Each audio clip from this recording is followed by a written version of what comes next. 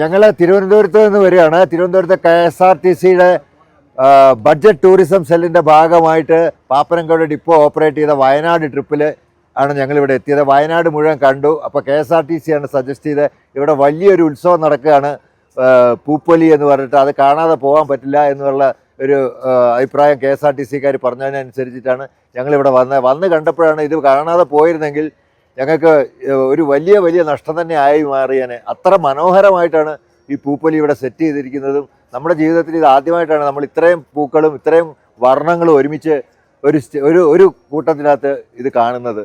അത്രയ്ക്ക് സന്തോഷമായി ഇവിടെ വന്നപ്പോൾ. ഇനിയും ഒരുപാട് ആളുകൾ ഇവിടേക്ക് വരും, ഇത് കാണും എന്ന് തന്നെ വിശ്വസിക്കുന്നു.